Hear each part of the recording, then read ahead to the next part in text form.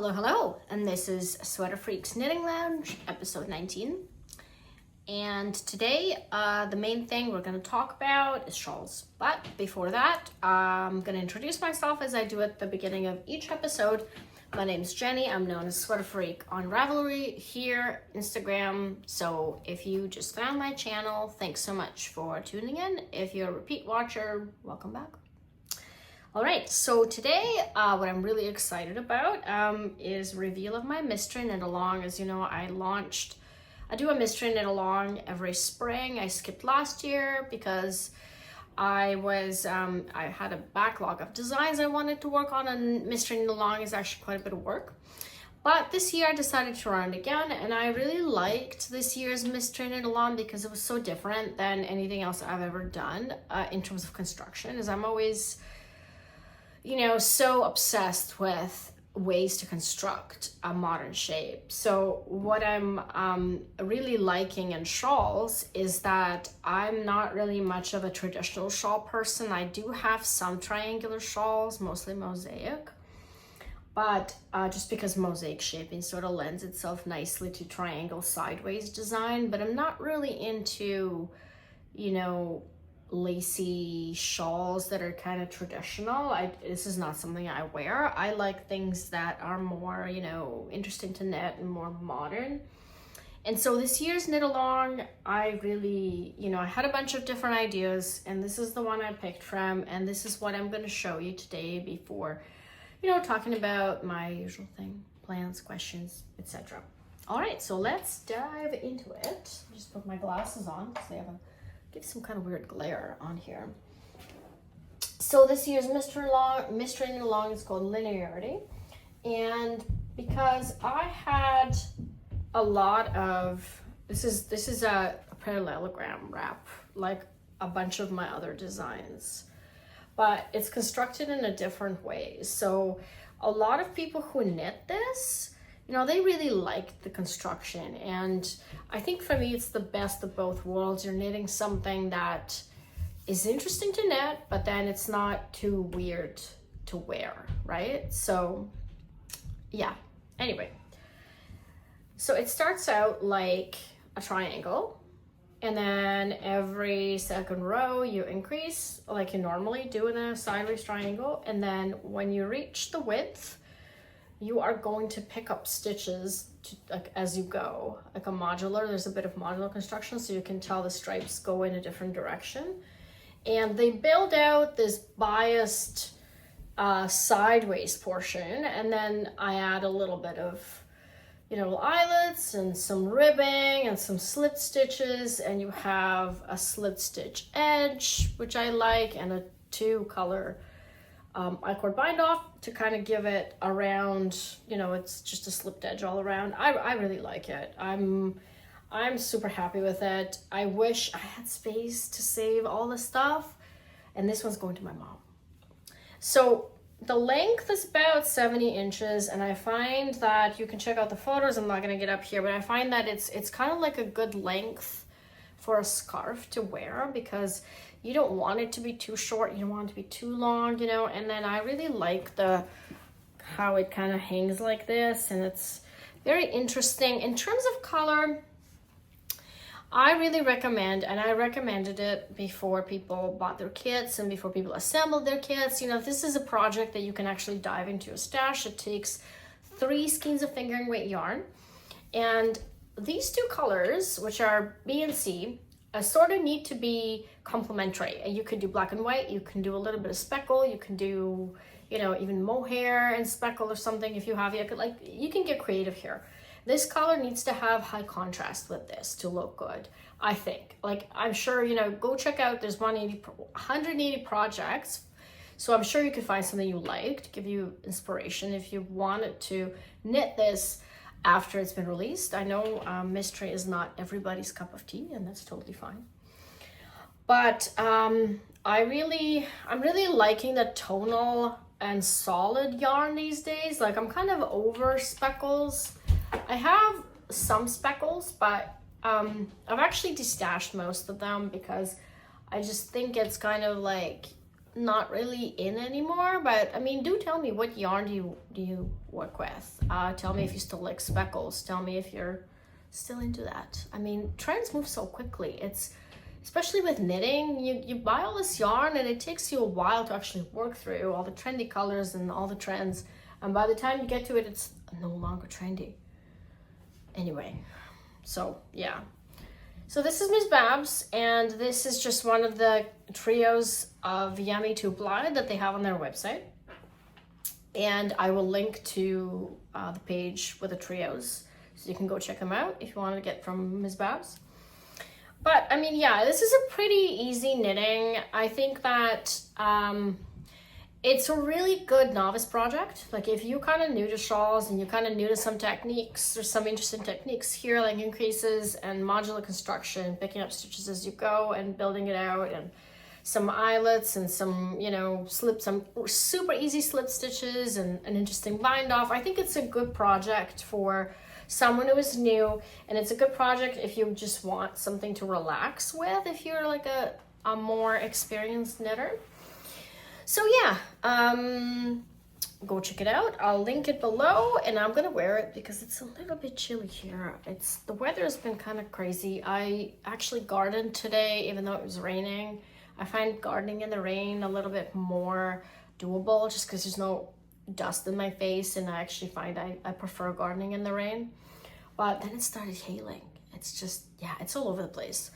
So I'm gonna wear it now, just so that for the rest of this episode.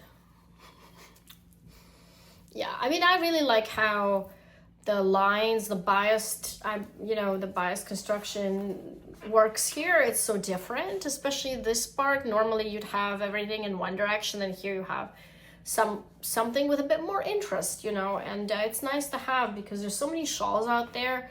You don't want to repeat yourself. You don't want to repeat other designers. You want something different, at least, you know, part of the time. And for people to kind of have a bit of interest in mystery, it's especially important. You know, like we could all just sit down and knit a top-down shawl, and that's fine. But when it's a mystery, you want it to be more interesting. We talk about shawls today. So I had 2 questions about shawls, and the first question, I wrote them down on a piece of paper today, is in self-repeating yarns, how do you know when to change skeins in shawls?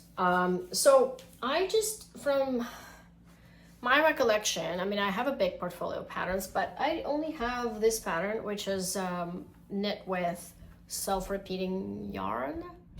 Yeah, so I mean, I have a lot of self-repeating yarn, and self-repeating yarn is when you don't need to change stripes. The yarn changes color by itself. So this one's really mellow, and I've shown it before. It's kind of a green gradient here, and I did not change the color here at all.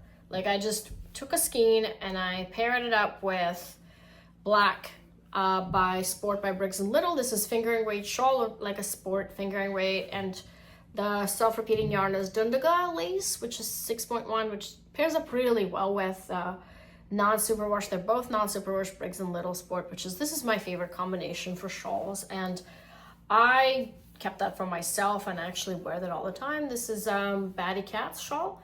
So I just went with it, you know, like I just decided, okay, I'm just gonna go with it. Sometimes this is a long repeat, so you can tell this is a long repeat yarn. Some brands have longer repeats, like County is a long repeat.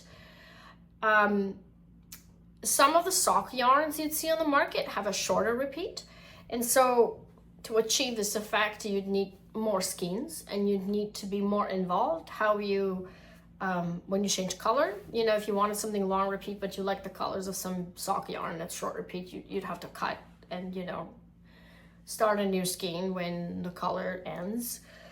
But most of the time, even with a pullover, I think I'll just do the skein do its thing, unless it looks really off. And the thing with the yarn I like, which is this yarn, the repeats are always very long, and I never have to worry about changing color. Like, it sort of just takes care of itself. There's a lot of brands that you can get here that are available. Like I know Spin Cycle does it. I know that Junction Fiber Mill does it. I know that there's also Zauberball, which is a European brand that you can get that with longer pieces. There's lots of choices for you to try that out, and you can take any, especially mosaic. You can take any mosaic shawl and just do it in like a self-striping long repeat, and it's gonna look totally different. It's obviously not gonna be classic, like black and white's classic. You can't really mess that up. But if you wanted something different, but you didn't want to change color, you kind of trust the dyer, you trust the, whoever came up with these colors, and you just knit mindlessly. And yeah, so this is black with minty, kind of like a minty gray, which I absolutely love. And yeah. So next question I had was about the length of rectangular shawls. What's my favorite length? And I wanted to illustrate something here. This is a Seafolk wrap, which is a rectangle. There's no tapered edges. It's an actual triangle. And the way it's constructed, it's quite interesting too. Like you start out with this lacy portion, and then you work one side, another side, and you finish it up with this, and this side is finished with stripes. Now, I really love the concept, but I was going through my stuff and I realized I don't really wear this shawl a lot, even though I absolutely love this yarn. This is a local dyer from Vancouver Island who does her, I don't know if she does this yarn anymore, but this is kind of like a naturally botanically dyed yarn, the pink one, with natural color, and she uses seawater to soak it or something like that. That's why it's called Seafolk. That's the yarn name and that's the pattern name. And the way I figured it out is it's too short for me. This is 62 inches, and I think I'm going to undo this and add more length, because I just find that I like something longer, even though when I Googled the perfect length before this episode, the information I found was was your height. So my height is 5'2", which would be around 62 inches, but 62 inches is too short for me as a scarf for some reason. So I think it's personal preference. Like, I think a lot of people would just be okay with this. And, like you could wear that just like a wrap, which it's a wrap, and just go like that, right? And wrap yourself, and that's fine. But I think if you wanted to wear that, sorry, I thought something fell there. But if you wanted to wear that as a scarf, it would be too short, because, like this, you can't wear that. It would be too short. But anyway, so I've had some yarn left over, and I have to find and add more stripes. Again, this is non-superwash yarn. I really do prefer non-superwash for pretty much everything. It's my personal preference though, and I like yarn that itches a little bit to kind of give me warmth. Yeah, so that's pretty much it for questions. Kind of a shorter episode today, guys, but I wanted to highlight this shawl, and I wanted to talk more about shawls because they're sort of underappreciated now. I go on Ravelry Hot Right Now page, and all I see is just tops and tees and sweaters, and I love shawls, and I knit a lot of them. I sort of slowed down in the recent years because I feel like I wanted to do more garments that are missing from my wardrobe, but I do love shawls. I really do like the fact that you can have so much freedom in how you construct things, and it doesn't have to fit your body. You don't need to worry about short rows. You don't need to worry about the fit, right? So anyway, I wanted to show you something I'm working on and something that will be out soon. So beginning of June, which I will be releasing a new pattern. I haven't done those for a while. The Mystery Knit Along kind of just took the 2 months out of my release schedule. But a year ago, or a year and a half ago, Yarn Art provided yarn support with, and I finally got to use this Moose Hill Works spindle finder, or I don't know what it's called. Anyway, finally got to use it. I've had it for 6 years. I haven't used it once. This is the first time I'm using it. My cat ate up the top part. So I'm using black and white, which is what I asked from Iris. And this was not my initial idea, but when I saw this diamond pattern, I pretty much knew it had to be put into mosaic. And again, if I had enough time, I could do another sample in self-repeating yarn, but I don't have time. So this will be a shallow triangle, very shallow triangle, and I'm just starting the second part with decreases. So totally wearable shape, scarf, it basically like a shallow shawl and a scarf. Very, you could wear it all year round. Again, for me, this would be a really awesome accessory I wear a lot of black, I wear a lot of navy, a lot of like really neutral colors. And to wear something that stands out a little bit, I think that for a lot of us, that's the way to go. So watch out for this first week of June. And apparently I'm in my black and white phase because just a couple days ago I cast on for a t-shirt. It's not much yet, but I wanted to do just a simple t-shirt with thin stripes, something that's missing from my wardrobe, and no short rows, thin stripes. You pretty much cannot do short rows because it would be visible. And DK Weight Cotton Linen Blend, I used Drops Bell and leftovers from my Zooey Juniper Moon Zooey yarn. I had some leftovers, so I thought, okay, well, I'll buy some black and stripe it up. The stripes are pretty in right now. I mean, when are they not in though? They're in all the time, but especially for the summer, I could see this with jeans or white pants, you know, with a nice purse to kind of dress it up and to have that kind of effortless West Coast look. I live on the West Coast, so we're a little bit more casual here. Anyway, that's pretty much news for me this week. I am looking forward to finishing the shawl and putting up a test for this maybe in a couple of weeks. Once I'm done with the sample and I ran all the numbers up.